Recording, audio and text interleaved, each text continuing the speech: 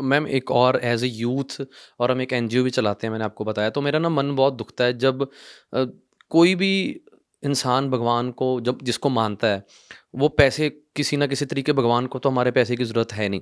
जी। पर जो भगवान के बच्चे हैं, आप भी भगवान के बच्चे हो, मैं भी बच्चा हूँ, रोड पे एक भिखारी बैठा वो भी बच्चा है।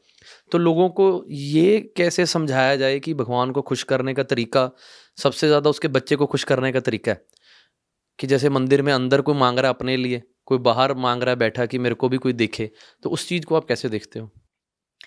देखो, लोगों को ये बात को समझना होगा, भगवान जब भी आपके सामने आते हैं तो वो किसी ना किसी इंसान के रूप में मदद लेने के लिए आते हैं। अगर कोई व्यक्ति मंदिर के बाहर खड़ा होकर के रो रहा है कि उसको धन की आवश्यकता है, तो आप अगर 5 रुपया या 10 रुपया उसे देते हो, तो इसका मतलब है वो डायरेक्ट सीधा भगवान के अकाउंट में गया है। कोई भी बीच में उसमें रुकावट नहीं है, ना कोई इसमें घपला है, ना कोई इसमें धोखेबाजी है। वो आपके खुद के अकाउंट में भी पहुंच गया, जो आपका आध्यात्मिक अकाउंट है उसमें भी वो सेव हो गया, और भगवान तक भी वो पहुंच गया कि इस आदमी ने मेरी मदद की है। देखो, मैं ये नहीं कहती, जैसे बहुत सारे लोग कहते भगवान के ऊपर दूध मत चढ़ाओ या प्रसाद मत दो। उस बात से मैं सहमत नहीं हूँ, क्योंकि वो हमारे भगवान है। हम उनको प्रेम करते हैं, अपने भगवान को प्रेम करने के हजार तरीके हैं। बिल्कुल। हम उनको अच्छा पहनाएंगे क्योंकि हम अच्छा पहनते हैं, हम उनको अच्छा खिलाएंगे क्योंकि हम अच्छा खाते हैं, 56 भोग लगाएंगे, लेकिन उस 56 भोग को हमें पता है कि जब भोग लग गया, अब उसको जाके बाहर किसी गरीब बच्चों में बांट दो। जैसे मैं भागवत कथा करती हूँ, तो उसमें एक प्रसंग है, गोवर्धन पूजा। उस दिन 56 भोग लगता है।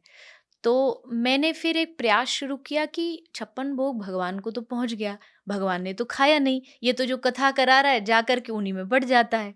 तो भूखा कौन है? गाय, गौ माता। तो फिर मैंने निवेदन किया जितने भी कथा कराने वाले कि आप 56 भोग नहीं लगा सकते, कोई बात नहीं, एक डब्बे में प्रसाद लाके भगवान को लगा दो, आप गायों का 56 भोग करो, क्योंकि वहां गायों के पेट में जाएगा तो मतलब सीधा डायरेक्ट भगवान के पास गया। तो लोगों को ये समझने की ज़रूरत है कि किसी की मदद करना, किसी की सेवा करना, ये भगवान की सेवा करना है। अब आप उसमें उँगली उठाओगे, अरे आपको क्या पता जो पैसा दे रहे हो, ये इसको कहीं खा पी लेगा। जी, जी, अक्सर लोग बोलते हैं, बिल्कुल। खासकर जो भिखारी रोड पर माँगते हैं। तो मैं ये कहती हूँ कि आपको जब भगवान ने पैसा दिया था, आपसे हिसाब-किताब पूछा था? आप सिगरेट पी रहे हो, आप शराब पी रहे हो, आप क्लब्स में पैसा लुटा रहे हो, भगवान ने फिर भी दिया ना।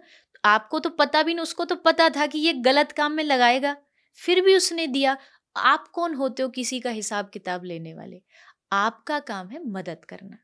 आगे अगर वो गलत करता है, उस पैसे का मिसयूज करता है, तो वो उसके कार्मिक अकाउंट में जाएगा, आपके में नहीं।